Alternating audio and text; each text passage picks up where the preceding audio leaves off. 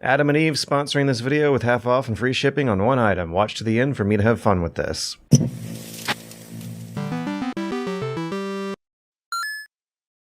Hello and welcome to Super Bunny Hop, where an obsession with video games has spiraled into an obsession with ancient storytelling.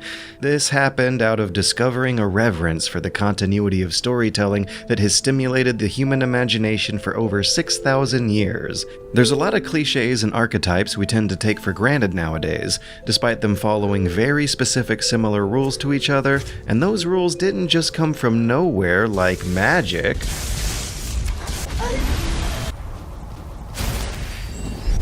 Which is an awfully broad word. The English here refers to basically any performative activity with any kind of supernatural implication behind it, including a lot of very serious traditional practices that a lot of people take very seriously. I'm going to clarify that for my life as a boring white kid growing up on video games, the word I'm referring to here is mostly used in reference to something kitschy for the purpose of lightweight entertainment.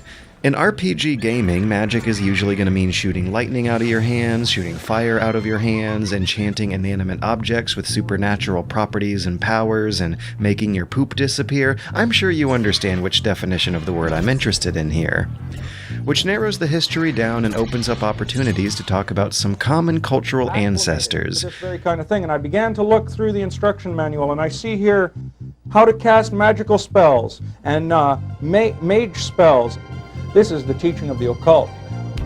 From way before the Satanic Panic, to way before Dungeons & Dragons, to way before pulpy 1930s magazine serials, let's go all the way back to ancient times, where the very serious belief in some very cheesy magic had to be taken for granted, given the lack of there being so few accurate news sources and educational institutions. And the more things change, the more they stay the same, because when researching this topic today, I still had to shove away so many bad sources. This topic attracts neo-fascists, ancient alien conspiracy theories, and Catholics. It's horrible. But a real light in the darkness is this book I want to share.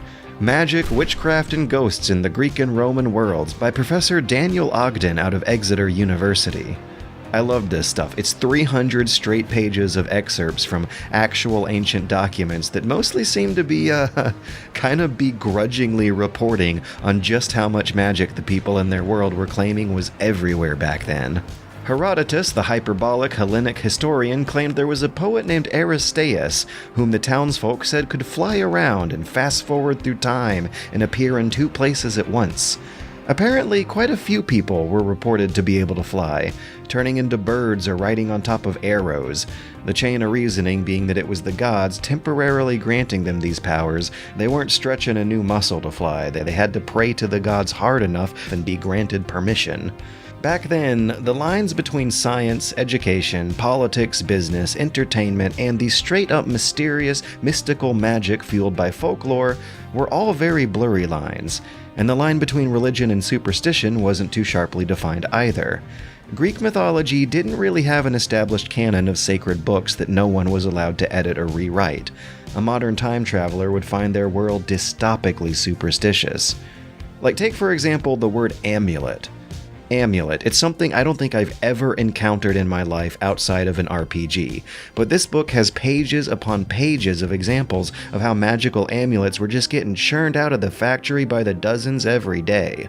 The chemistry behind metalworking was relatively unknown. They'd rather associate that with the gods than a materialist explanation. Sophistry and rhetoric, the speech coaches, were also associating their work with supernatural powers.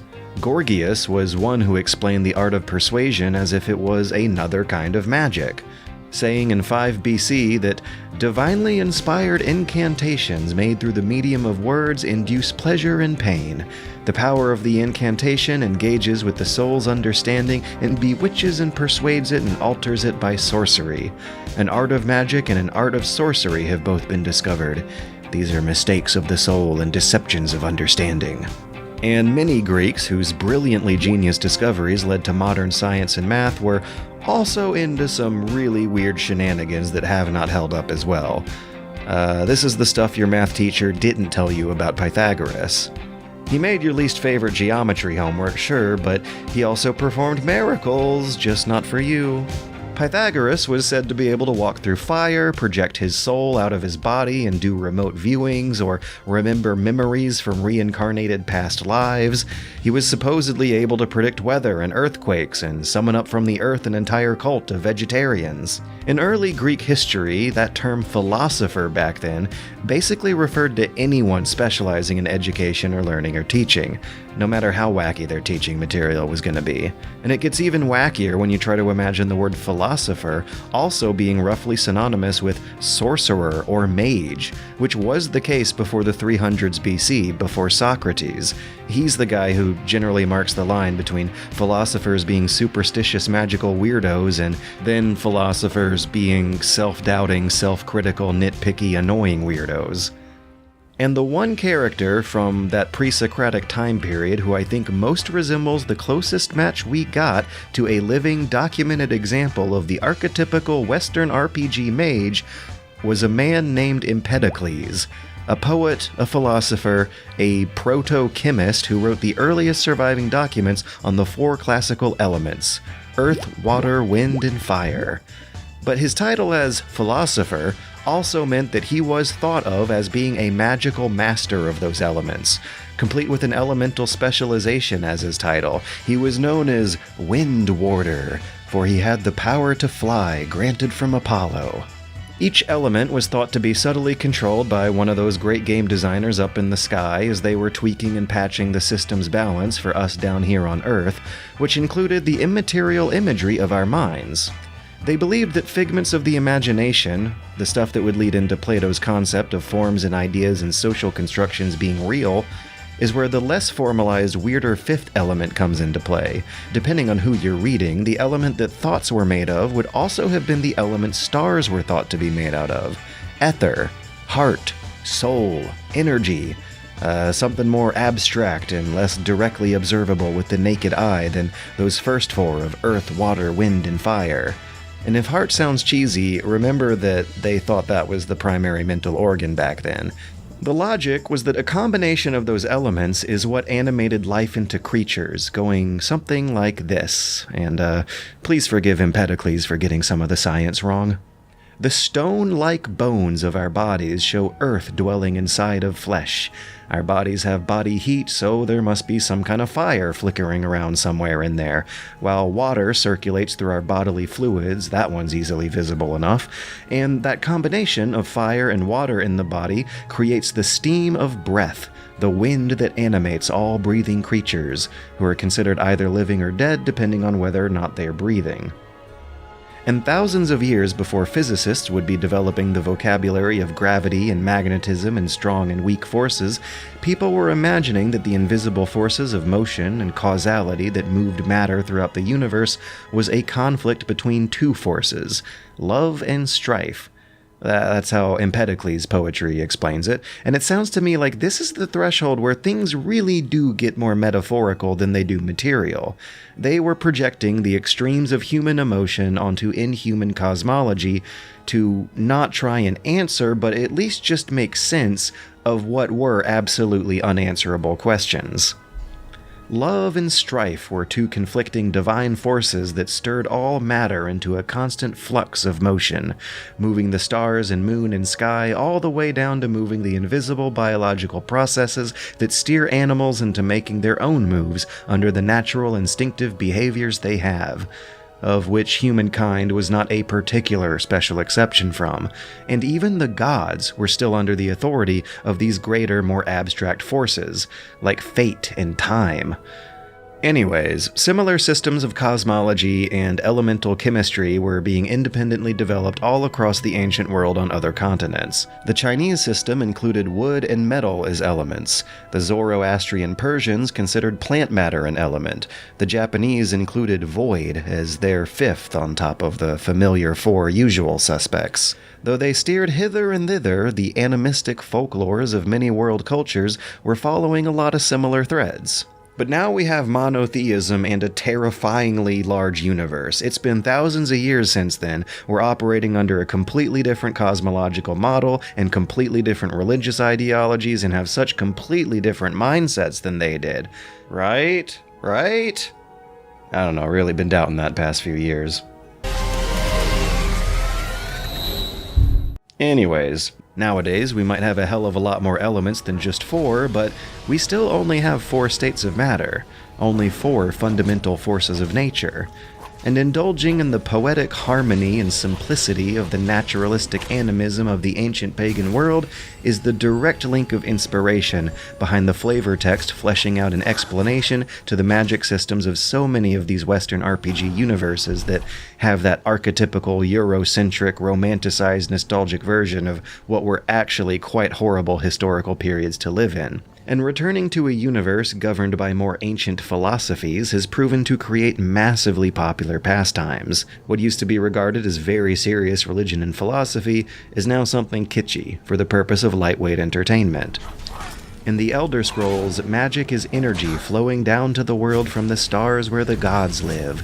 Energy coming from stars left behind from their celestial infighting. The warmth and energy from those stars animates life, and mages are learned experts whose thoughts can manipulate that energy by focusing on a mental image of the form they'd like it to manifest into, while simultaneously saying a prayer to their gods, while simultaneously posing themselves, like their hands and fingers, into a symbol representing the intended form.